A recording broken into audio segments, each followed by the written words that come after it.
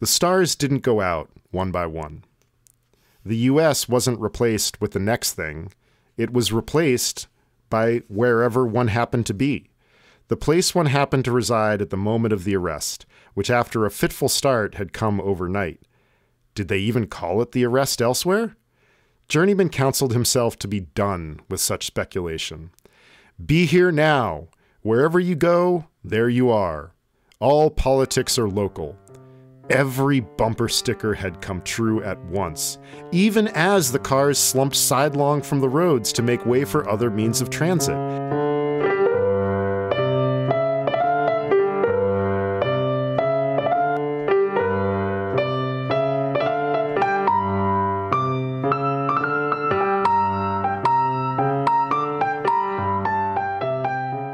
Yeah, what you're doing with your monitor is essentially what happens in my like storage dungeon training room, and it's a concrete room, so I had to learn how to drill bolts into concrete to erect the monitor.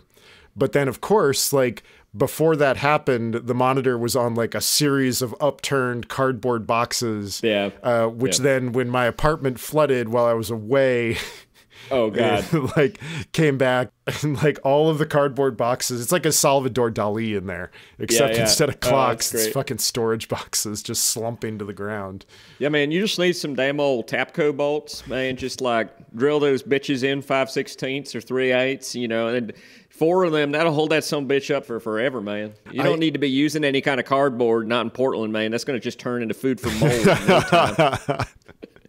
Totally. The bolts that Greg gave me were way too long for the like there was a moment where I was like, I think I'm about to drill through the foundation. Yeah, you need about an inch. Yeah, these were maybe an inch and a half. These were like 2.5-inch bolts.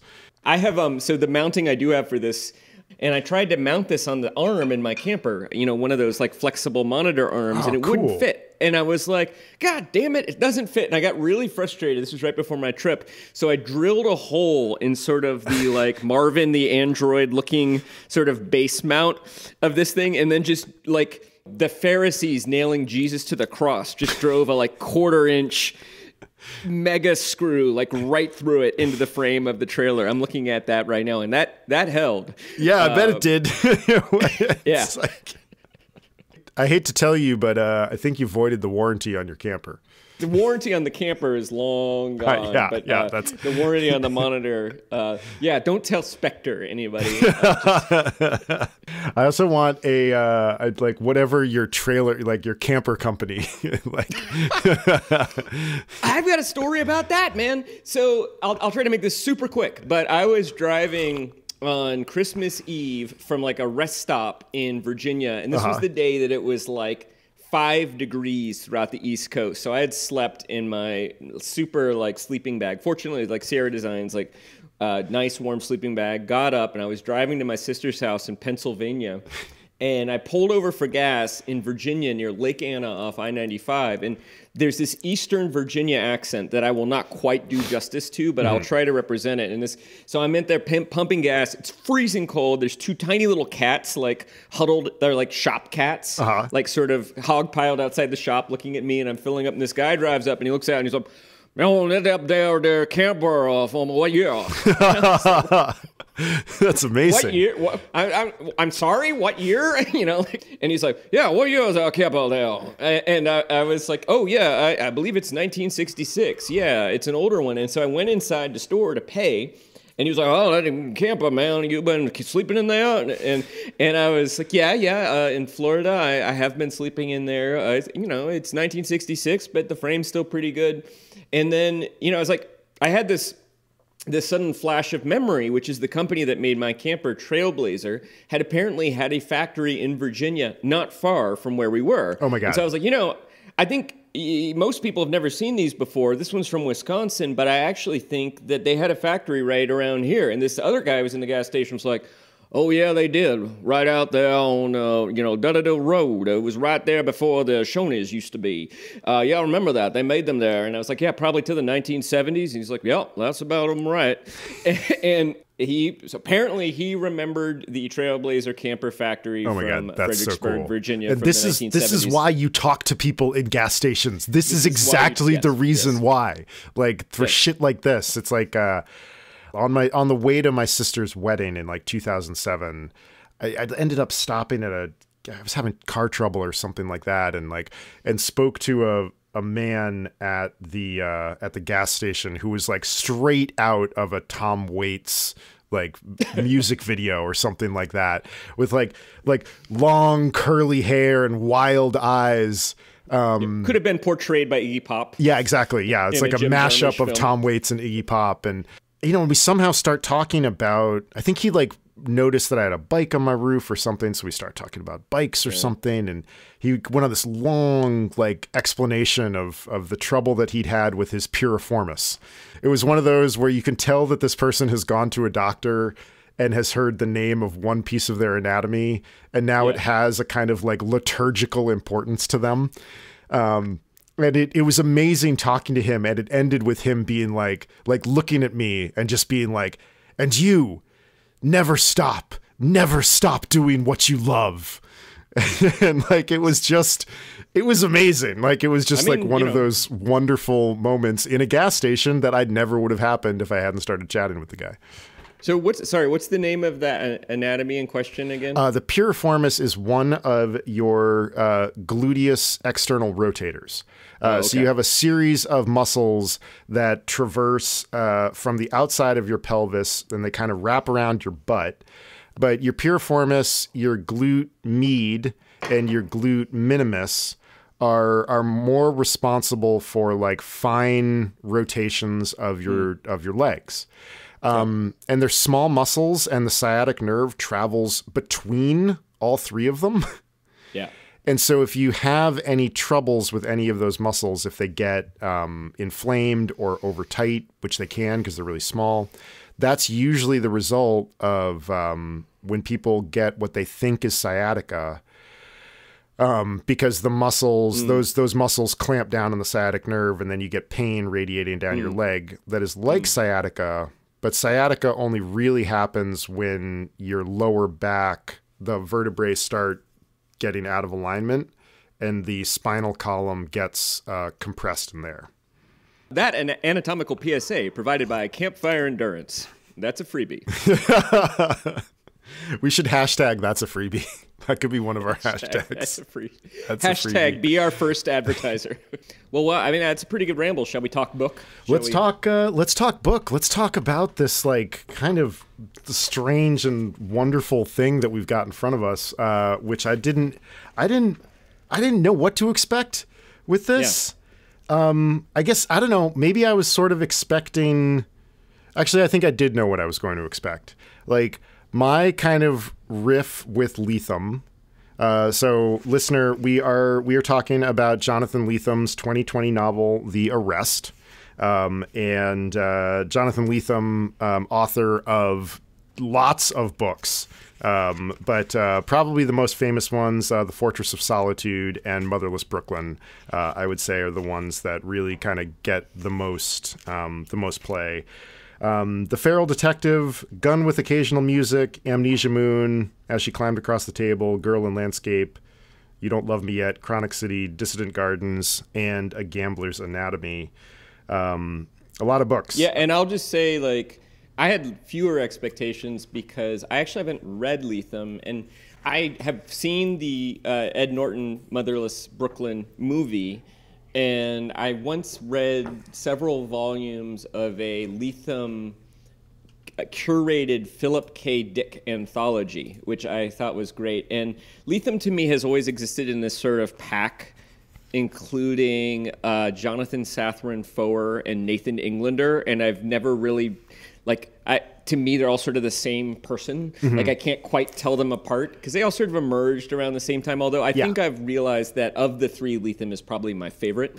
And certainly the fact that he was kind of, I mean, he wrote an essay several years ago called You Don't Know Dick, celebrating Philip K. Dick. And one of the things I've always kind of liked about him is a kind of unapologetic for a literary author admiration of kind of Silver Age sci-fi and comic books and things like that. I love that he embraces nerd culture in a way that a lot of quote-unquote literary writers don't. So I've always kind of liked him, but this was actually my first Lethem read. Yeah. Yeah, and the reason I picked him was because I really thought that he was going to be a perfect fit for upper middlebrow. For all the reasons that you just mentioned, does have a real love of popular culture. I mean, like Motherless Brooklyn is still one of my favorite books. Just adore it. It's much better than the movie. The movie is an interesting but real departure from the book. I like the movie, but that suggests to me that I've done it in the right order. Yeah. Then. Because I imagine that if I had read the book, the movie might disappoint me. Well, let's get into it. Tell us, start us off with our characters. Sandy / Alexander Duplessis / journeyman / middleman / everyman. In the narration, he is referred to as journeyman. In one sense, that's how he thinks about himself. So we meet him as a middle-aged guy living in a kind of, well, I guess I won't say that. It's hard to do the character without the setting.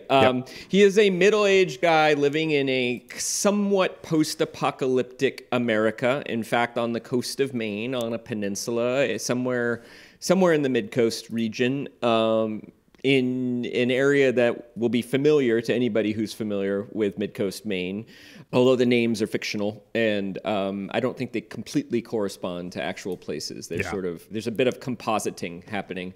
And he was a somewhat successful journeyman screenwriter who was kind of the assistant and the typewriter to sort of his business partner and often boss, Todd Baum, who we'll talk about in a little bit, but who found himself more or less when sort of the modern technological world came to a halt, found himself on the coast of Maine visiting his sister in a community that was very well prepared for such an event, because you have essentially a collection of back-to-the-landers and the sorts of people who make biodiesel and plow their farms with horses and know how to knit anyway.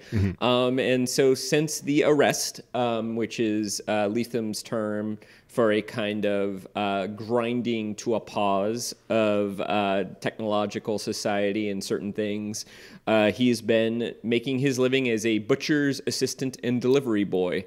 And the first task that we find him at is delivering some low-end pork meat to an inmate, a man named, what's his name again? Jerome Cormantz. Jerome Cormantz, who we later learn molested some teenagers, and was sort of, his punishment was exile, which was actually a very humane punishment, given the sorts of things that could have happened. So that's journeyman / Sandy. Sandy is not somebody who takes a lot of action.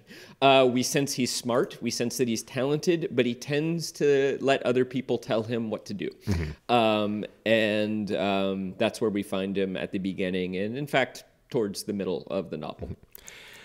Peter Toddbaum is our second principal character.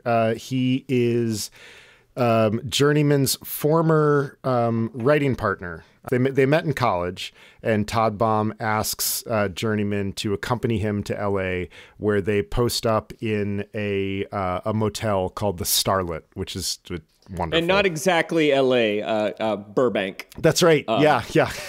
I mean, and that's what you get with Lethem. You get the details that matter, and then the details that don't matter are sort of abstracted in very pleasurable ways. I mean, he's talked about this also. Like, he used to try to be very accurate with his depictions of places, and all that would happen was he would get a lot of mail from readers that would be like, "Oh, excuse me, you seem to have gotten this incorrect. The correct address of the blank, bank and trust on Main Street is," and he was like, "Oh my God." So they post up in a hotel called the Starlet, where Toddbaum kind of bloviates, and Journeyman writes it all down. they are visited during that period of time by Sandy's sister, Maddie, who you'll talk about in a minute. And there's some sort of event that occurs between Todd Baum and Maddie that may or may not be consensual. We're not totally sure, but it is the plot irritant in the past that will probably explode in the present of the novel. After that occurs, Journeyman believes that he's kind of done with Todd Baum, but then discovers that he's not. Todd Baum kind of joins the film industry and very quickly becomes an executive. And he tosses Journeyman a lot of work. And Journeyman, like you said, gets sort of known as kind of a script doctor. But none of his own work ever gets made. And what Journeyman is working on this whole time is a plot idea that Todd Baum came up with and that Journeyman's sister Maddie added to, called Yet Another World, that is an imagination of two post-apocalyptic plots kind of jamming together and crossing over each other. A parallel universe plot with characters from each universe. And I would say it is represented by the narrators as a good idea, and it sounds like a good idea. Yeah. I think it's described as one point as it's like Game of Thrones in space, but it's kind of a white whale. It keeps getting reinvented. It never really finds a home. Sandy is always kind of taking Todd Baum's notes and rewriting it, and it just is kind of spiraling out into probably never getting produced. And that was what Journeyman had been doing for a living, was kind of working for Todd Baum, working as a script doctor, when he was visiting his sister at the moment of the arrest. Right. One sense is Todd Baum maybe could be a good scriptwriter, but would just rather have Sandy do the hard part of it and would rather be the ideas guy. But he is a good talker, and he is a manipulator. And yes, he seduces Madeline probably. It doesn't sound like it would pass the legal definition of rape or sexual assault, but she is certainly not happy about it later, and it sounds like he was manipulative and conniving. Madeline was beset with a lot of health problems as a young person, and then sort of blossomed in college into a sort of like attractive, tall, back-to-the-lander who sort of cures herself of her skin ailments and other things by being outdoors a lot, doing a lot of gardening, eating fermented things. She's essentially all the people we worked with at Shwanky. She is, yes. Yeah. You know, attractive, confident, smart. And I think of all three of these people as intellectual equals, but having very different intellectual strengths, too. And Madeline's sort of earthy. She is very disillusioned by her visit to Burbank, and she's angry at Todd Baum, but she's also angry at Sandy. Sandy doesn't quite understand why. He senses that he should have done a better job protecting her from Todd Baum, but even Madeline can't really articulate exactly what the problem was, what the complaint is, and doesn't want to, but is disappointed with him. But they maintain a relationship. She continues to be disappointed with Sandy in the post-arrest world because Sandy is not a particular post-apocalyptic badass, and at one point tries to teach him to be a mushroom forager, and he's just not very good at it. Despite being a smart guy, all he manages to be able to do is sort of like odd jobs and deliveries and things like that. And I should also say he has a crush on the woman who moved into the library, who kind of appointed herself librarian. So that's the characters. Yeah. Well, I do want to say just quickly, because I think this will come back. One of the great sadnesses of the first half of this book is that there's a real theme of storytelling kind of running throughout the whole thing. And like you said, Sandy's not very good at any of the post-apocalyptic things. He would be very good as the kind of local, regional storyteller, you get the sense, if he simply had the wherewithal to take on that mantle. And it's that vacuum that Peter Todbaum senses and exploits when he appears in this particular setting. Well, do you want to just explain sort of the plot device that gets Todbaum 3,000 miles across the country from where he was in the arrest? Again, like another one of these wonderful like Lethem it's doublings. Not just a plot it's not device. just a plot device. It's an actual device. Yeah. And I think we should explain the arrest. Yeah. I think that we absolutely. should talk about what that actually is. But in short, listener, technology has essentially stopped working. It's never really outlined exactly why, which I think is a strength in this book. But most technologies don't work anymore. Well, mechanical technologies work, like shovels still work. Right. Shovels. Electrical and chemical technologies seem to have, and computer technologies. Yeah, but it's weird because the device that Todbaum shows up in is powered by like spent fuel rods or something like that. So like science still seems to physics seems to function in some ways, but not in others. Yes. In ways that are helpful for the plot, which you're kind of like, okay, I mean, we're in speculative fiction land anyway, so we can do whatever you want. Do you want to do your reading now Sure. Yeah. in the recap? Because I think you have a reading that's a description of this, and it was a moment I really, really admired.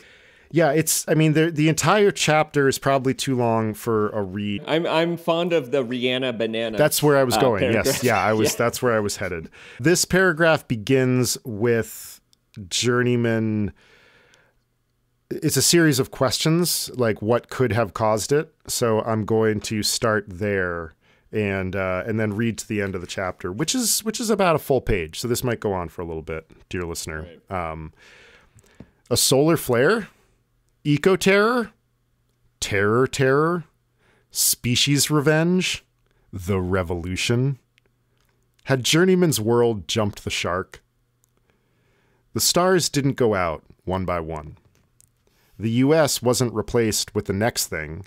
It was replaced by wherever one happened to be. The place one happened to reside at the moment of the arrest, which after a fitful start had come overnight. Did they even call it the arrest elsewhere? Journeyman counseled himself to be done with such speculation. Be here now. Wherever you go, there you are. All politics are local. Every bumper sticker had come true at once, even as the cars slumped sidelong from the roads to make way for other means of transit. Every tank seemed sugared by the same prankster. The gasoline turned to a thing that inched from the pump nozzles like molten flourless cake. Guns worked for months, for nearly a year after the initial arrest, then died too, souring like milk. The bullets no longer even blew up if you shattered them with a hammer. Journeyman had seen it tried. Goodbye to gasoline and bullets and to molten flourless cake. Goodbye to coffee, to bananas and Rihanna, to Father John Misty, to the cloud, to news feeds full of distant core meltdowns, to manatees and flooded cities and other tragedies Journeyman had guiltily failed to mourn. Hello instead to solar dehydrators, rooftop rain collectors, to beans, kale, and winter squash, to composting toilets and humanure, to a killing cone, feather plucker, and evisceration knife. Say hello to chasing a screaming duck into a pond to drag back to the killing cone, to being the butcher's sluice boy. Had Journeyman known that barns were traditionally painted red to disguise the bloodstains? He hadn't.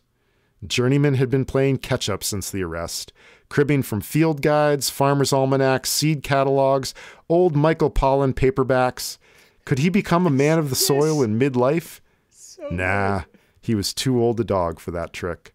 The peninsula was choked with expert organic farmers, lured here by the locavore movement. His sister was one of them.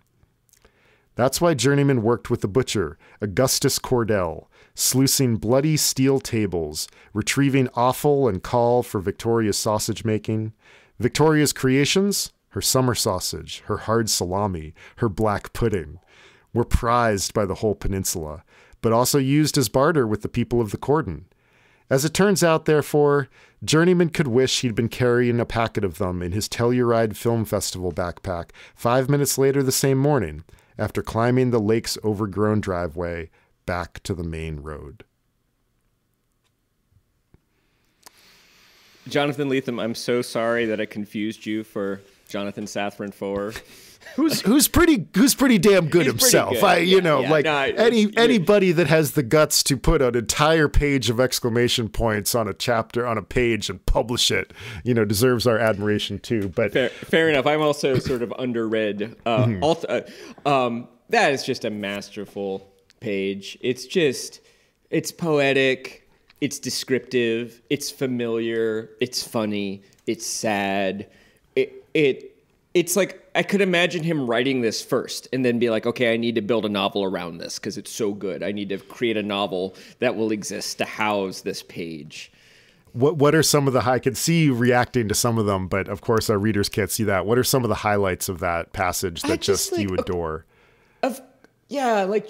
First of all, it's a little bit familiar to me, and I have to admit that like some part of me is prepping for this particular version of the apocalypse a little bit.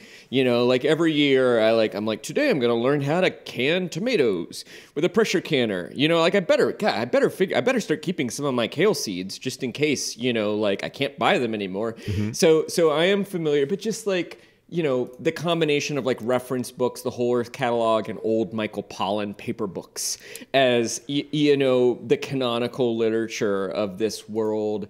There's a poetic rhythm to it, but then the details, bananas, Rihanna, Father John Misty, the comforts of the modern world, the things that we love, and then also something that rhymes with Rihanna that you can't get anymore unless you live where they can grow bananas, like that it's poetic, but it's completely true. And it's sort of equally poetic and naturalistic. It's like reading Shakespeare. It's like reading F. Scott Fitzgerald. It's like reading Melville. It's like reading Whitman, but also like reading an old Michael Pollan paperback about what slaughtering hogs is like. It's got both of those qualities. And I probably will think of other things to say, but you talk about it. It's your passage. No, I mean, a lot of those things, a lot of the same things you just said. I think the thing that I love the most about it is the swerves between the general and the specific.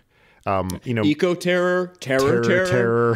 Yeah, I mean, the United States was not replaced by the next thing. It's replaced by wherever you happen to be. Yeah. And all the bumper stickers came true. Wherever you go, there you are. All politics is yeah. Yeah, it's marvelous. It's, one of the things that this book is imagining is basically the goodbye to figuration. Like goodbye to the figurative, goodbye to giant ideas, because a nation is just one big idea that we all decide to believe in together, unless at the particular moment one branch of that particular government is committing suicide on C-SPAN, and then the way that he moves from a general idea to a specific horrifying one. Say hello to chasing a screaming duck into a pond to drag back to the killing cone. To the killing cone. Yeah. By the way, I don't have the pages in front of me. I'm just remembering these lines. Yeah, it's great. I mean, there's there's a real tradition of poetry that trades in this particular horrifying tradition. There's a great poem that begins. A frog the power mower caught, chewed and clipped of a limb with a hobbling hop has got to the garden's verge and expired there. And every time I read that poem and listen to it, I see the horrible sense of this poor frog getting caught in a power mower, managing to get to the edge of the lawn and then bleeding out there. And it is there's a whole series of poems in this vein of, there's a very sad one about the speaker's dog dying, and it trades in the same manner of moving from the general large idea to the specific horrifying image, that I really think this book is about. Like, this book is about the death of an idea and the aftermath that comes from the death of a large idea and the vacuum that creates, and then what humans will fill it with. and what is worth trying to hold on to. I think that's what the book actually ultimately wound up being about. Yeah. Or I think that's what we're building to. So that's the arrest. That's the big thing that the big thing that is going on. We're still kind of in our we're still in our recap here. But we were saying that was important to get out. Why don't you tell us about the two timelines that we experience in the first half of the book? Well, and I think we kind of cobbled together the earlier timeline in our character descriptions. So the two timelines are sort of Todd Baum and Journeyman / Sandy's relationship in college and in Hollywood. And that's rendered as a series of flashbacks between the action of the present. And the action of the present takes place pretty quickly over this. Well, there's sort of two time periods. But the novel opens in a day where Journeyman is made aware by some people of the Cordon, which is this community of people who live at the edge of the peninsula, which is where Sandy and Maddie and their community live, and have managed to get some motorcycles running with some combination of feces and other things. These people kind of defend their borders in exchange for a sort of a tribute of food from time to time. They announce, oh, hey, there's this guy in a strange car, and he's looking for you, Mr. Duplessis, a.k.a. Journeyman, or Maddie, and we find out that it is, in fact, Todd Baum, Journeyman's old friend, who, in fact, is in a kind of supercar. Something like a tank combined with an earth-boring machine combined with an apocalypse bunker combined with an espresso bar. And it is shiny, it is gleaming, it is chrome, it is bulletproof, it is nuclear powered, it has a glass dome. It's kind of like my camper, but much more badass. And because it also has everything one or two people would need to survive indefinitely. And it has taken Todd Baum across the country, we learn, where he for a while was living with a bunch of other rich Hollywood types in Malibu until their private security goons turned on them and killed everybody but Todd Baum, according to him. He's a liar, so it's possible all of this is made up. And then he journeyed across the country looking probably for the people I'm guessing he suspected might still be alive and might have a somewhat functional society that could give him refuge. Mm-hmm. And so he has shown up there in this community.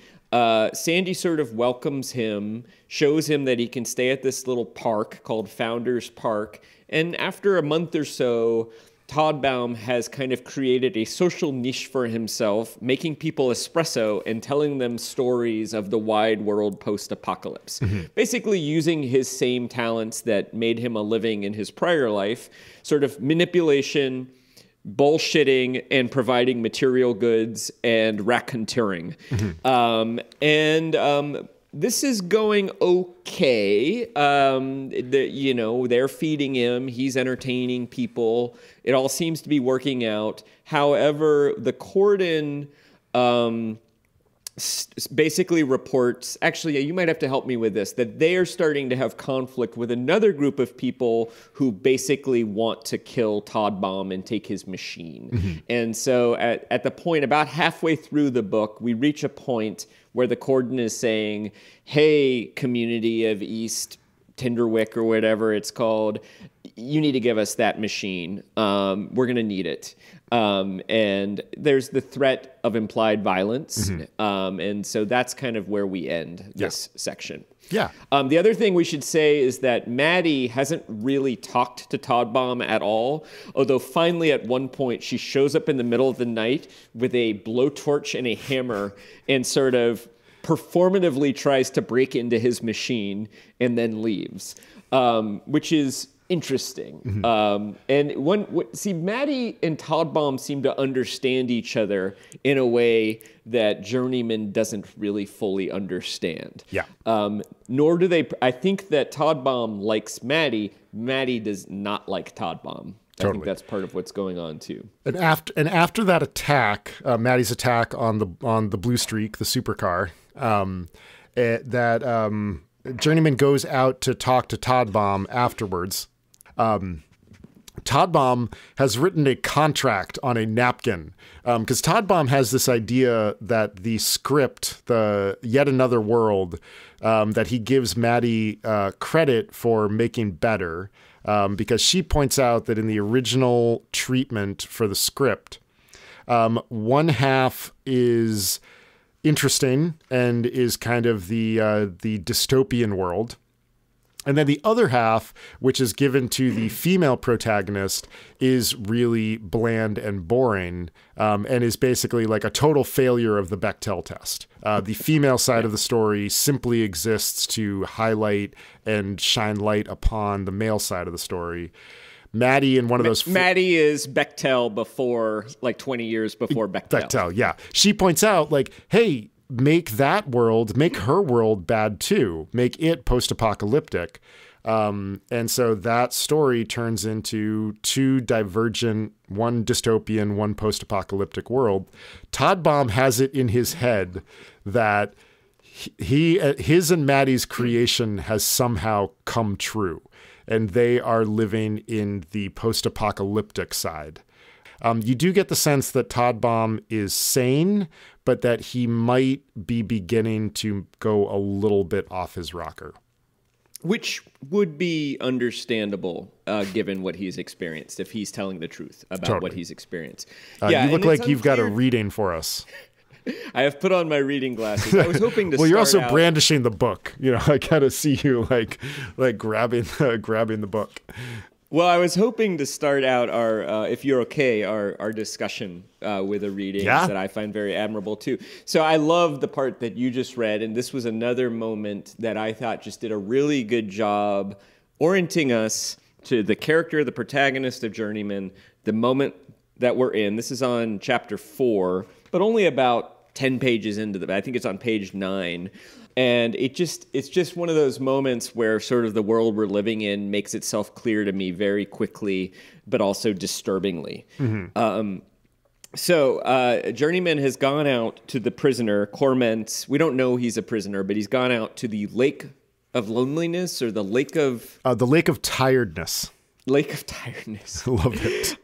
To deliver some, low-grade meat to the prisoner, because the people of this community are humane enough that they're not going to let him die, even though he has been caught molesting some teenagers. Mm-hmm. Sandy says, "Hello, Jerome. Storyteller, tell me a story." A standard provocation from Cormant's. "I'm not your storyteller or anyone's, Jerome." "No, you're the butcher now. Did you bring me a lean chop? A portion of somebody's beloved lamb named Freckle or Daisy?" He scurried alongside Journeyman as they moved to his deck. "I brought you some pig, good enough for soup." "But what's the pig's name? A he-pig or a she-pig? Did you slaughter her yourself? Have you grown more accustomed to it? You know how I'm starved for names, Sandy, something for my brain soup. I can live without the people if you'll just give me the names. Then I'll invent the people for myself." "Here's a story," Journeyman said. "Ed Waltz got a tractor to move a few dozen yards across his field using human waste mixed with the used oil from Mike Raritan's deep fryer. He thinks that might be the recipe. The people of the cordon had functional motorcycles. Nobody knew the secret of their fuel, except that their rides smelled like shithouses. Ed and Mike, that's a start. How about Sarah and Jennifer and Penny? How about Susan? What can you tell me about Susan? Has anyone new moved into her yurt?" "I'm not sure who you're talking about. If it's the Susan I'm thinking of, she's one of those who left. Pity." What about that located you in the world of the novel so quickly? Well, there's a lot of exposition. First of all, we learn about the motorcycles and the cordon, and we learn that people are leaving and they're never to be returned again. We learn that, there's meat available, and we kind of understand, or we're starting to understand Journeyman's role in all of this. We're starting to kind of piece together the society we're living in, but we're also, I think we're understanding that this is a novel about scarcity and loss too. And this creepy guy, he's kind of playing with that idea. What was the pig's name? Tell me the story. And you already have the sense of a hunger for the past world. His survival needs are being met, but he wants living water. He wants brain soup. And I think that's going to be one of the themes. I think that is one of the themes of this novel, which is once you've kind of figured out how to survive in this world, what else do you need, and what do you preserve if something threatens that survival? So that's fairly early on in the book, but that was one of the moments where I was like, oh, I'm going to like this. It had a real... when I listened to that section, it had the rhythm of something where I was like, oh, I've heard that exact rhythm before. I was like, and I would love to ask Lethem. And I was like, what is that reminding me of? And there's a section in T.S. Eliot's The Wasteland that has a very similar moment when the speaker is kind of assailed by someone who wants something else from him. And the line is, there I saw one I knew and stopped him, crying, Stetson, you were with me in the ships at Millet. The corpse you planted last year in your garden, has it begun to sprout? Will it bloom this year? And there's something about that I was like, God, that seems very similar. This kind of like sort of nonsensical, but also like very sensical given the world of the book in this case and the world of The Wasteland in that case. I don't like Jerome, the character, but I do like and understand his thirsting for meaning, basically. Yeah, that's sort of like, give me meaning, give me brain soup. You know what? I hadn't really put it together until you said it reminded me of something, but I just realized Hannibal Lecter in the prison, particularly as portrayed by Anthony Hopkins, like, Clarice, tell me about the outside world, like hungry for conversation, hungry and eager to match wits with somebody who might be close to his equal, And you also have that sense of like, he's like, you're a storyteller. You're one of the smart ones. You're an equal, because this guy, Jerome, is kind of an intellectual too. A very creepy, bad intellectual. Well, if we want to, I think that's a great point that you just made, that it reminds you of Hannibal Lecter, and it's reminding me of a moment in a poem. And it's, if we pull back for a second to talk about craft, strange characters who question your narrator are an excellent device. Yeah. Really helpful thing, because their weirdness is what makes the exposition possible. Right, exactly. And yeah, he's like, what's wrong? What's wrong with you? Why are you not being the storyteller? And that's like one of the chief questions, and he says it very, very bluntly. Yeah. And he's able to say it bluntly. And he's also, I'll tell you a story. Like, this guy over here got the tractor working with feces, and you get this other really important plot point sort of tucked into that. And you're getting exposition without realize you're getting it, because the creepiness of the scene is kind of taking you into. Yeah, it's masterful. And this book is very derivative in general. There's not a lot of new territory here, and I'm fine with that, because it feels like a fresh version of a familiar story. Since we're in that area, I've got a question for you about hard starts. Generally in fiction, screenwriting, pretty much any kind of creative endeavor, by this point, like, the whole idea of starting in the middle of something is a tried and true thing. And we know by now that is generally the better way to go. I mean, Shakespeare is always the best example. You really begin in the middle of, like, you're just like, Hamlet begins with the same question the audience has that a character has. It starts with who's there. And we see that a lot. This book also starts, it's hard. I listened to it, and I think the problem for me is that the first sentence is difficult to parse. And the first sentence is, This road is laid on by the land's dictation. That is a difficult sentence to parse, to figure out where we are and what is going on. We certainly are in the middle of something. A horse path, once again, it isn't smoothed or straightened, routed through the hills. It climbs and collapses, adopts their shape. Here, you might not see something coming until it is upon you. Should there be word of a thing traveling furious? Fair enough. Be patient. What wends toward your town gets there when it will. Okay, I'm almost there. Yeah. It is lacking some of the things that we need in the middle of things start. But I'm okay with that. Like, there's plenty of other difficult starts. The difficult start of Infinite Jest goes on for 200 pages. Yeah, I mean, I think it works because it doesn't last very long. And even in that first paragraph, I mean, you have a whiff of something wicked this way comes, totally. right? Like, yes. And then when even by the time of the second graphs, you have like, oh, the crows are in the canopy. You can sense them, but you can't see them. And already, I think that these first two paragraphs are telling us so that when Todd Baum shows up in that machine, you know, this isn't going to go well. Yeah. You know, yeah. And you get that from the first two paragraphs. And yes, I agree. If he did it for a long time, it would be a problem. But pretty quick, it's about 2 pages. It's a bit abstract. I wouldn't want 20 pages of it. I would certainly not want 200 pages of it. But the fact is, 8 pages later, you know, Journeyman's delivering the pig to the old pedophile and getting teased for not being a storyteller, and we're learning that the cordon has Harley Davidsons that run on human feces. Like, and you're like, okay, this is great. Yeah. More, you know, and I think that's important.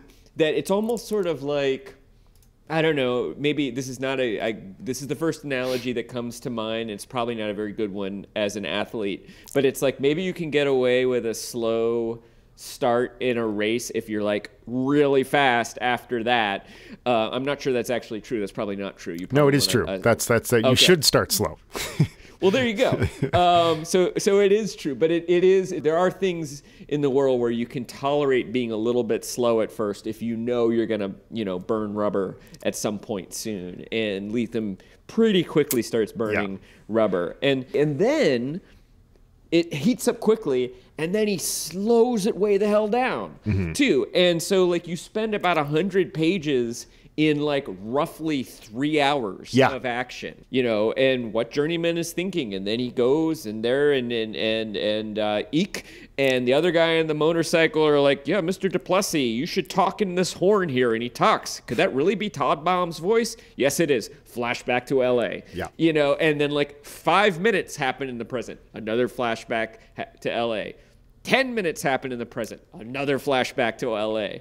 And in the span of about 4 hours, you've got the entire backstory of these characters, and they're parked at Founders Park. And so I actually find, to me, part of what makes that part work is that Lethem is demonstrating a real control over pace. And so he's like, yeah, I'm going to go a little bit slow for a second, but don't worry. Yeah, we'll get there. I think this is going to get good. I think my big problem is... not my big problem. My problem is just that first sentence. That's the thing. It's a weird sentence, and it's a weird book, so that's okay.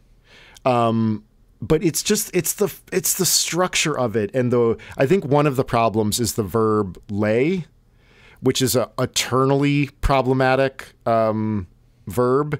I don't know if like me, you're the same brand of jackass that mentally corrects everybody when they misuse lay lie in the world. I've learned now to never vocalize those, but it's the same thing. I don't, because I probably get it wrong myself from time to time. Well, when people talk about laying down, my stupid knee-jerk brain just instantly responds with like, you lie down, you get laid. Right, exactly. Like chickens lay eggs. But it's a weird verb. Like, it's a very weird verb. It's irregular in 2 different manners. It's strange. I totally understand the but like, no, I agree. It's a bad sentence. It took me about 7 times Yeah. to understand the point that he's making, and it's not that interesting a point, I don't think. Yeah, I don't think so. Basically just saying that it's one of those roads that goes up and down because that's what the terrain Exactly. is like. Yeah. And I read that sentence, and my first damn thought was like, oh, we're in Girl in Landscape territory. I don't want to go back to that book. Because Girl in Landscape has a real, the early Lethem books have a real vagueness to them that I didn't enjoy. And I think that now he has sharpened that vagueness into something very interesting and useful and perfect for this book. But man, I read that sentence and was like, shit, like I need a person. I need a person doing something, even if it's not something that I know what it is. Like I want a character or something like that. And you're right. By the time that we get to, do the hairs on your neck rise? Take a look. Much exists unseen. I'm okay. I mean, I'm good with it at here you might not see something coming until it is upon you. Right? Like, yeah. That's good. There we go. Start there. Yeah. And maybe that's the first sentence, or Yeah. maybe you describe the word another way, just to say something like, your vision is probably going to be obscured by a hill or a curve or a tree or something like that. Because by the time we're there, you get the sense of danger around the corner. And and also that is echoed later when you smell the feces and you hear the motorcycles approaching. And then even later when you hear the blue streak approaching. And there is this very strong sense in this book of the peninsula and where we are is safe, but there's danger lurking over the hills somewhere. There's danger somewhere in the vicinity of like Bangor or Gorham, somewhere on the other side of old I-95 and old Route 1. There is danger. And it's established pretty early on. It's just not quite perfect. You're right. It's close. Yeah. It's good. One of my guesses that why you like this book so much is that it really does have some of those attendant themes of like the great Westerns, those desolate landscapes where there is danger everywhere and lurking just over that next rise, probably, that I think that you enjoy very much. I mean, I probably would. I haven't read that many old Westerns, although maybe I do enjoy Western films, but I certainly do love the story of a tumultuous and chaotic and complicated landscape where it's constantly changing. And you go over this rise and you see an expansive view. Like I'm here in Vermont, and you go over a rise and suddenly a valley opens up in front of you, and there's a mountain, and then there's a barn, and then you go down and you turn around a corner and suddenly you can't see very much at all, and there's trees are kind of overhanging you, and there's some cedars, and there's some really big cedars on your right. And is that a house? Is that a stone house behind those cedars? Who's in there? And then suddenly the driveway opens up and there's a creepy man staring back at you, and I love that. Yeah. And that is the opposite of Illinois, where I live presently. That's like a poem itself, right there. The opposite of Illinois. Yeah, I mean, like you express that perfectly, but that's like that's my sense of like the things that you like is that you could come over a hill and there would be something there that would expand into like sort of ramify into like wonder. It's funny. Like I think sometimes you enjoy more of the particular explosion to the general, and sometimes I prefer like huge sweeps of epic emotion, and like that's my particular bent. Well, I will say that I enjoy the emotion to be buried in metaphor a lot of the time, and in landscape. I like the landscape to contain the emotion. I think I'm discovering this right now as I'm talking, but it rings true. The other reason I like this novel a lot is that I find that the ambition of it is extremely well matched to the scope of it. To me, this feels like it feels like a smarter, more postmodern version of reading like a Larry Niven or Ray Bradbury or Isaac Asimov, like sort of Silver Age science fiction novel, which is sort of like, or Frederick Pohl. It's like, let's take one idea, and that's the novel. Yeah. There's a world. It's a ring. That's the book. Yeah. there are beings that live on Mars with spears. Yeah, that's a book. Gateway by Frederick Pohl. Like, there are mining prospectors who take ships into asteroids. They don't know where the ships are going to go, and sometimes they get rich and sometimes they die. That's a book. Yep. You know, and I love, and let's just explore. Let's explore what that would be like. Let's find some metaphor and meaning about our current life, because all good sci-fi is about now. Yeah. And it's about what it means to be human, and it allows us to sort of ask those questions with a kind of narrative reducto ad absurdum. If Ursula Le Guin wants to sort of think about, like, what does it mean to have sex and gender? Well, let's make a society that doesn't have those things, except for 5 days a month. And, you know, then you can sort of, like, do those thought experiments. And so that's one of the things I love about this book, is that it is not an epic. It's got a simple plot. It's got a simple setting. It's got simple, fairly straightforward characters. It's kind of like a play. Yeah. Well, it has the same structure of a lot of the great plays, which is that the first thing you got to do is you got to get everyone in the same geographic spot. Like, right. by hook or by crook, like, you know, you've got to, like, the flight's got to get canceled. The storm's got to move in. The cherry orchard has to be sold. Like, you need a huge tank. Yeah, exactly. I know. I love, like, that is, I mean, that's what's so funny is, like, thinking about Lethem being like, okay, I've got this idea. Yeah. How do I get him there? Big tank, big nuclear tank. You're like, and I love that. I love that that's the answer for him. Like, that's that's what we'll do. It's great. It's great. And it's plausible. Yeah. Within the scope of the world. There are some billionaires building machines like this out there, you know. Yeah. You've got a question about the nature of the arrest that I'm interested to hear what that is. Oh, well, yeah. And this actually could have gone nicely after your reading. But my question for you is, do you think the arrest is explained with physics in a positive, materialistic way? Or do you think the arrest is a spiritual, divine intervention situation? I think it's the second. Because, like, which is weird, because, like, apparently this divine spiritual side disapproves of smartphones and gunpowder and internal combustion, but doesn't seem to yet disprove of nuclear fission.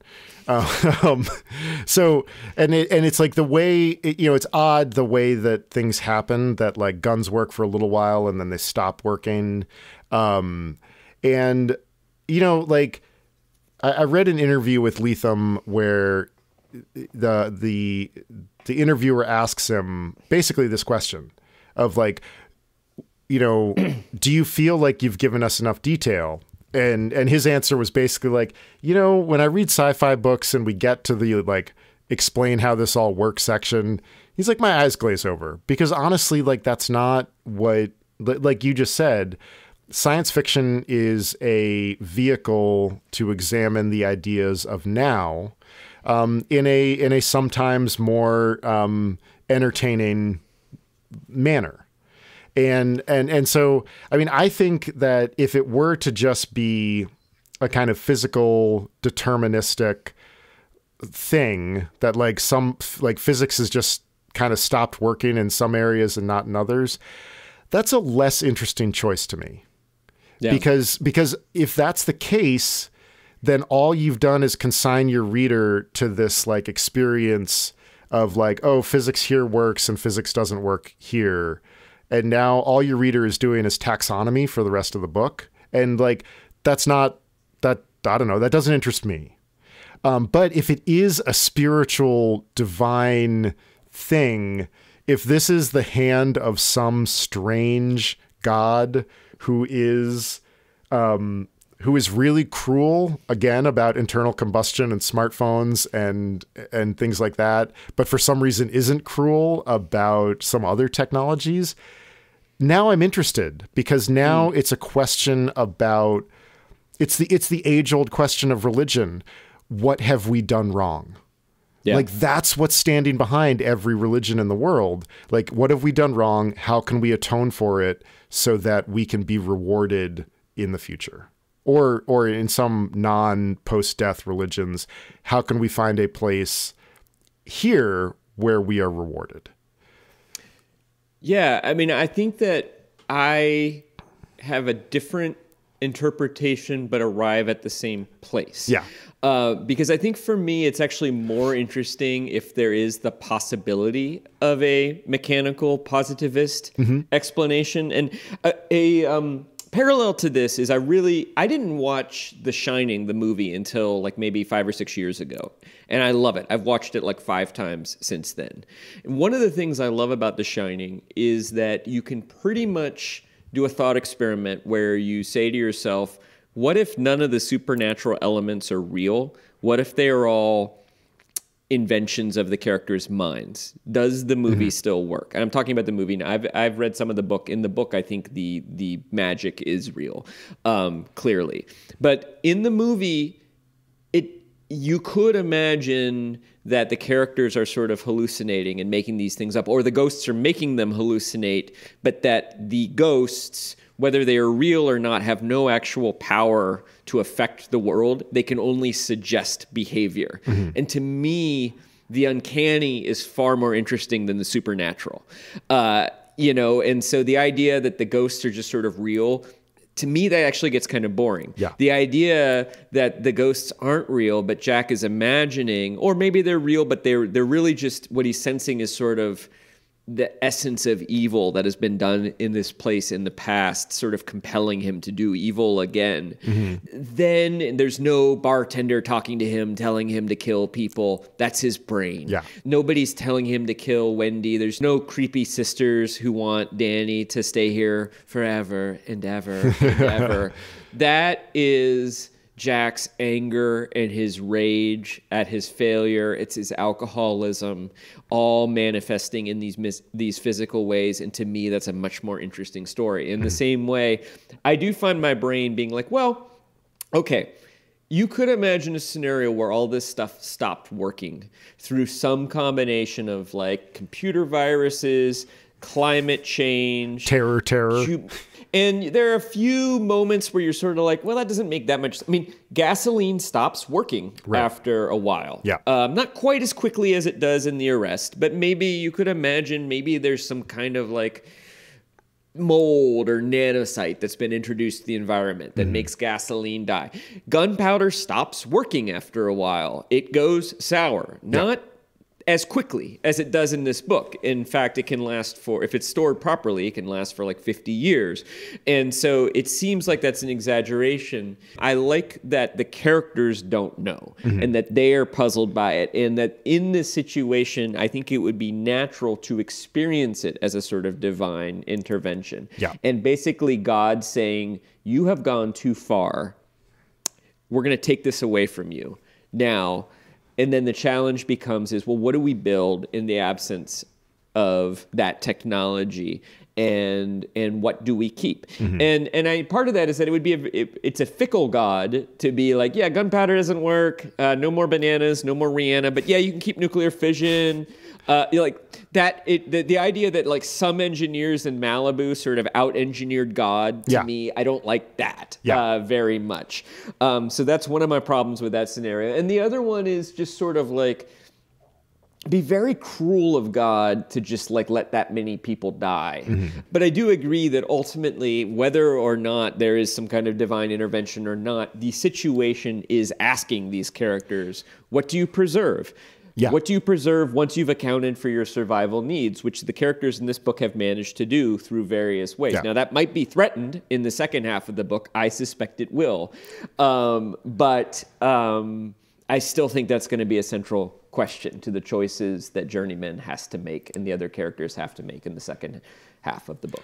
A lot of this book to me is about how do you create meaning in a world where a lot of the things that you have taken for granted are suddenly pulled away. And that's why that very strange scene at the Blue Streak when Journeyman is in the dark watching, and the two former members of the Cordon do this kind of atavistic dance that ends with them having sex in the campfire light. To Journeyman, he's just like, what did I just see? But the thing that he's seeing is he's seeing two people trying to make meaning, again, in a world where normal meaning has been taken away. Trying to make God, I think. Yeah. And that's the role that Todd Baum is also trying to take over when he arrives, and he is sort of doing these sermons on the Mount kind of thing from the Blue Streak. And I suspect that there is something of the 2016 election lurking behind this book in the way that a charismatic person can show up and kind of charming con man. Exactly. Right.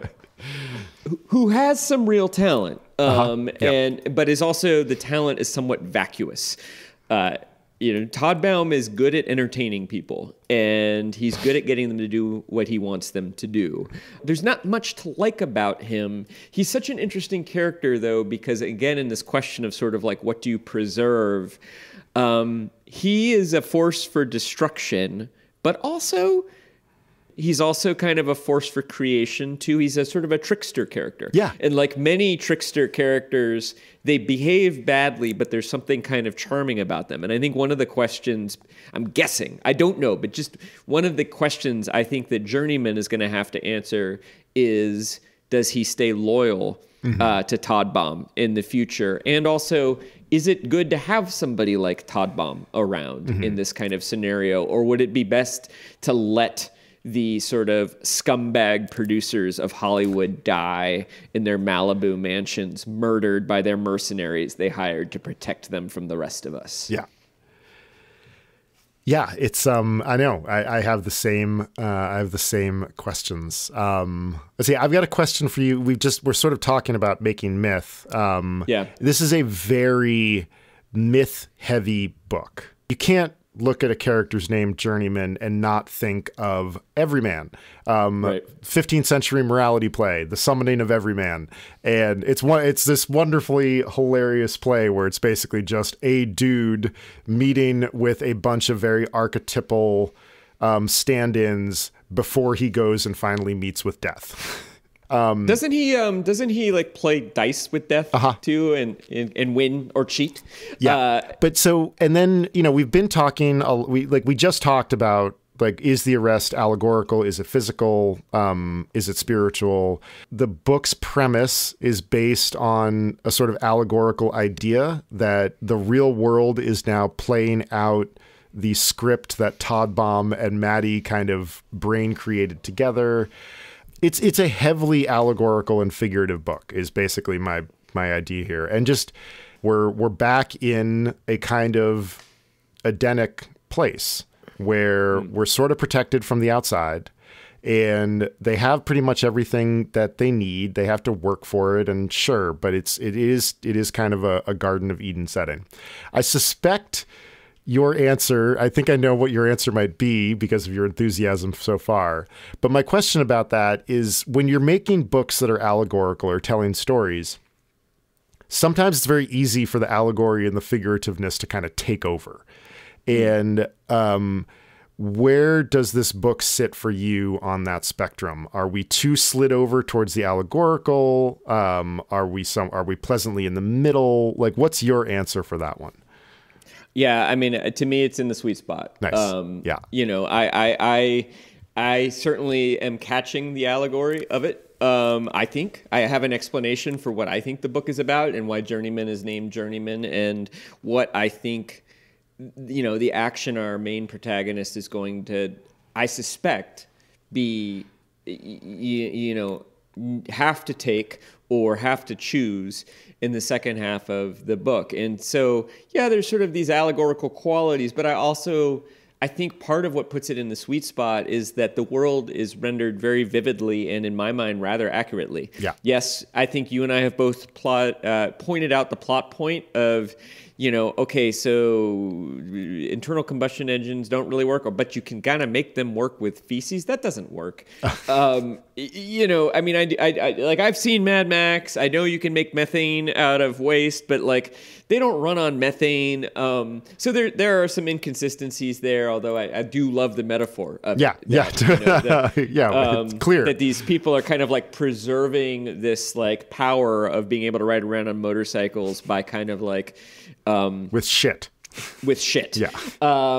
But also just, you know, dragging the goose to the kill cone, you know, that these are people, sail power and Esther sort of knowing how to sail. Like, he's done his homework. He's describing this world reasonably accurately, and we get down into the gritty details of it. And so that's, to me, why it sort of lands in the sweet spot. Yeah. To me, the question is, like, okay, why aren't you telling more stories, Journeyman? We get asked this by Jerome at the beginning, and when Todd Baum shows up, he realizes, oh, there's a vacuum here that I can fill into and make myself kind of indispensable to this community, and maybe even get these people to do what I want, and maybe to kind of treat me as kind of like a god / leader / prophet. Yeah. He has a story to tell, which is like he's the god and the prophet of this new reality, and he and his like soulmate Maddie are destined to create this world. He's a little bit off his rocker. That's not a great story. Then there's the story the Corden is telling, which is the world is dangerous, and we have to resort to violence, and people like you need people like us. Sort of the like John Wayne character in every John Ford Western. The world is dangerous, and you need people like me to make it safe for people like you, Jimmy Stewart. All right, you just go out there and shoot the bad guys, and I'm going to raise kids. That's being set up too. And I think like what I'm trying to be set up for is that we have this talented storyteller, and he's got to tell a third story. He's got to tell the story that this community needs to face this challenge. And I think what Lethem is telling us is that the stories we tell ourselves about who we are in the world and what the world is that we live in are incredibly important, because we model our behavior based on those, and we have to get those stories right. And the people who have the talent and the wherewithal to tell those stories they have a responsibility. They have to step up and do it. For me, it's on the edge of the sweet spot. It's like it's right on the border of the sweet spot and too far in the direction of the allegorical. This is a question of taste for me. And one of the things that I love, and you know this, and by now our readers know this, is one of the things I really adore about storytelling, fiction, movies, poetry, music, is the interiority of the characters. And getting to understand and empathize with them, being made to feel what they're feeling, is the thing that I go to art for. And like a lot of Lethem books, there's not a total scarcity of that, but I wish there was a little more of it for me. And I think the book is still masterful. I think it's incredibly well done. Just for me, like I really feel the weight of the allegory. And I'm like, okay, I get it. I want to know a little bit more about what Journeyman feels about it in a real, like a less thinky way. It's interesting because like you recently drafted a novel and I recently drafted a screenplay, and like what an accomplishment. I think we both did that for the first time, and I'm proud of both of us. But novels can be more like the sort of thing you're describing, and screenplays have to be more like the kind of thing I like. You don't have a lot of interiority in a screenplay, and the degree to which you understand what the characters are experiencing, it has to be in the dialogue and in the action. Having taken a couple screenwriting classes, describing how the character feels in the action is kind of a no-no. Every now and again, you can kind of get away with it, you know, like you can sort of be like, she doesn't like it. But at the same time, you know, in a novel, you can do these very vivid descriptions of interior. And, you know, there's some writers who are really, really good at it. And I think it's one of your strengths as a writer. My friend Emma is also incredibly good at it in a way that I really admire. I don't think it's one of my strengths as a writer. I do enjoy the sort of like, give just enough information that the reader thinks they understand that's going on. And it is more on that spectrum here. Like I think I understand when Journeyman is asking Maddie why is she so angry at him about, we're not really in his head, but his questions convey how he's feeling in that moment. That was my sort of hurt, sort of sad, guilty, but he doesn't know why he's guilty. Yeah, that was one of my favorite moments of the first half of the book. That terrible drive to LAX, where he just doesn't get it and she doesn't want to have to explain it. I was like, oh, like it's uncomfortable, but it's but so true. And very true. Yeah. And so that I thought was really great and very masterful. I do want to recommend to you, from what you just said, maybe I already have recommended it to you, but the film I Am Love. It's 2010 Tilda Swinton movie. It's by an Italian director. I think it's one of the more coupled maybe with Beau Travail, Claire Denis, 2001 masterpiece, 2000. I don't know. Those two pieces of filmmaking are like the ultimate in show don't tell. And just what you're explaining about, you know, the use of the landscape and the stuff in it to convey the character's interiority. Please go watch I Am Love at some point. Yeah, I will. That sounds great. And it's, as a sort of like aspiring screenwriter, it's maddening too, because it's like sometimes you'll watch this film and you're like, oh, it's just on the actor's face. But I can't write that into the script. So it's like you have to write it in a way that the actor understands how they're supposed to act it without being told, so that it's perfect. And it's an incredible challenge. And of course, that's why like two great actors can play the same role very differently, and both versions can be interesting and good, you know. And I think that's why like we keep doing Shakespeare plays over and over again, because there's so much ambiguity. But yeah, I'll check out I Am Love. I think we should move to, we're a little bit long. I have a few other questions, but I think we should move. Yeah, because I do have a 4 o'clock hard out. I will shorten things up because I don't have a trivia question for you today, which I apologize for. I do have one for you if let's do it. Which I'm excited about. Okay, so the Blue Streak is the name of the car. And I did a little research and came up with what I think is probably the inspiration of that name, and I think probably the in-world inspiration of that name for Todd Baum. And so was the Blue Streak A, the spaceship of a minor character in a Larry Niven novel called Oath of Fealty from the 1970s? Was the Blue Streak B, a Silver Age Marvel comic character who was one of the original agents of S.H.I.E.L.D., but later became sort of more of a villain, even though Blue Streak was originally introduced as a hero? Or C, was the Blue Streak one of the battle cars in the Roger Corman film Death Race 2000, driven by a driver named Cordella who wore a blue bikini bottom and no bikini top? Thus, the Blue Streak for at least 2 different reasons. I'm going to go with C. It is B, the Silver Age Marvel character.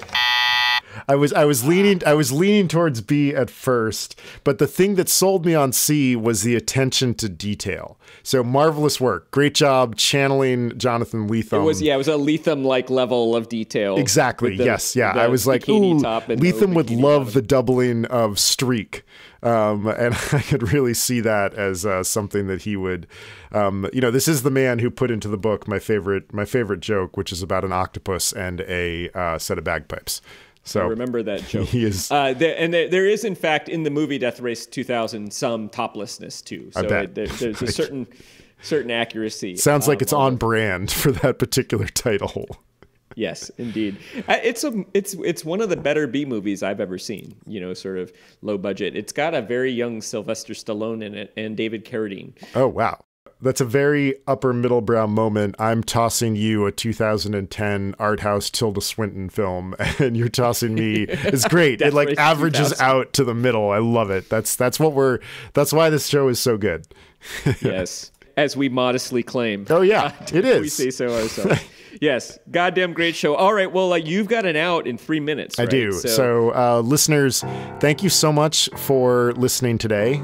We really appreciate you hanging out with our wild cardness, our blue streakiness. But if you are enjoying what we're doing, please give us a 5-star rating and a review wherever you get podcasts.